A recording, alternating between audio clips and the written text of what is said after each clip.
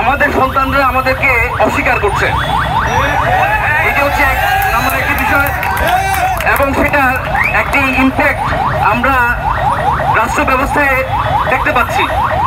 TSC যে সিদ্ধান্ত নিয়েছে 1 সপ্তাহের ব্যবধানে তাদের নোটিশ পরিবর্তন করে, এটি আমাদেরকে ভাবাতে বাধ্য করছে যে এখানে নিশ্চয়ই কোনো দুর্বলমূলক কোনো কনস্পিরেসি এখানে কাজ করছে।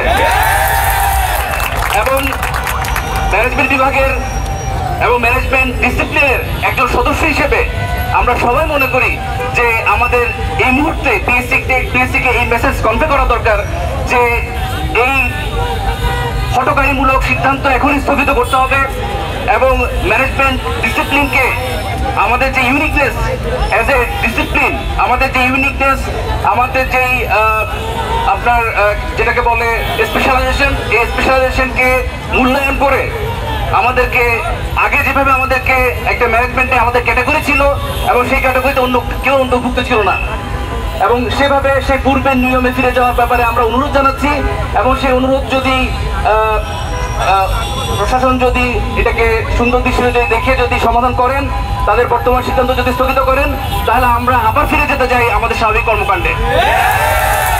আমরা কোনো অস্থিরতামূলক পরিস্থিতি সৃষ্টি করতে আসিনি এখানে। আমাদের উদ্দেশ্য হচ্ছে ম্যানেজমেন্টকে এজ এ ইউনিক ডিসিপ্লিন বাঁচিয়ে রাখা, এটা আমাদের সবাইকে বুঝতে হবে এবং তার জন্য তাদের সিদ্ধান্ত পরিবর্তন করতে হবে, না হলে আমরা পরবর্তীতে হয়তোবা আরো কঠোর কিছু পদক্ষেপ নিতে বাধ্য হব।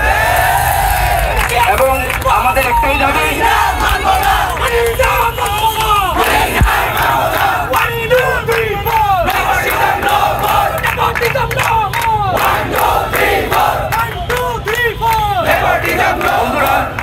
আমি বিশেষ করি ঢাকা বিশ্ববিদ্যালয়ে শুধু ম্যানেজমেন্ট ডিপার্টমেন্ট নেই, প্রত্যেকটি পাবলিক বিশ্ববিদ্যালয়ে ম্যানেজমেন্ট ডিপার্টমেন্ট আছে, প্রত্যেকটি কলেজে সরকারি বেসরকারি কলেজে ম্যানেজমেন্ট ডিপার্টমেন্ট আছে।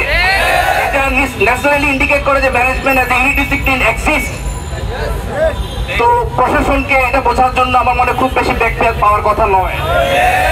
সুতরাং আমাদের সাথে আমার মনে হয় আমাদের বিশ্ববিদ্যালয় পর্যায়ে এবং কলেজ পর্যায়ের বন্ধুরাও অচিরেই যোগদান করবে এই আন্দোলনে এবং আমি তাদেরকে উদাত্ত আহ্বান জানাচ্ছি।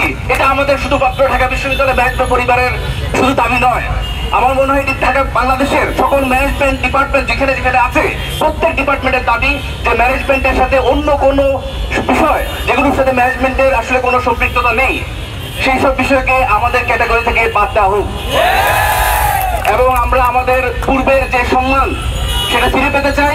ম্যানেজমেন্ট ডিপার্টমেন্টকে যে ডিস্টিংক্ট ডিসিপ্লিন ঘোষণা করা হোক এবং এর সাথে কোনো অন্য কোনো বিষয়কে ক্যাটাগরিভুক্ত করা না হোক।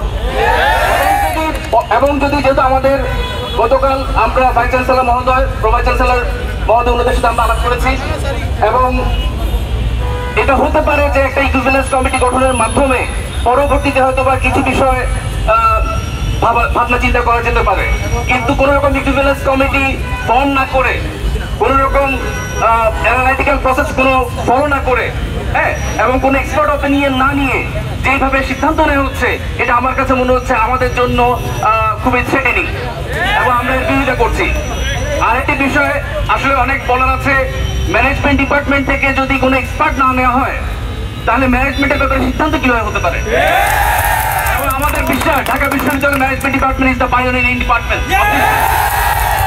ম্যানেজমেন্টের ব্যাপারে সিদ্ধান্ত নেওয়ার পূর্বে university grants commission, public service কমিশনকে অবশ্যই ম্যানেজমেন্ট ডিপার্টমেন্টের শিক্ষকদের সাথে কথা বলতে হবে এবং সেই কথা বলে যদি আমরা সিদ্ধান্ত দিতে একমত হতে পারি তাহলে তারা একটা কনসেনসাসের ভিত্তিতে পরবর্তীতে হয়তো কিছু চিন্তা করতে পারেন। কিন্তু এভাবে একতরফাভাবে ইনক্লুশনের মাধ্যমে আমার মনে হয় একটা ক্যাওটিক পরিবেশ তৈরি হয়েছে, যেটা আমাদের কারোই কাম্য নয়। আমরা আশা করি আমাদের প্রশাসন বুঝতে পারবেন এবং এই ক্ষেত্রে সদয় দৃষ্টি বিবেচনা রাখবেন।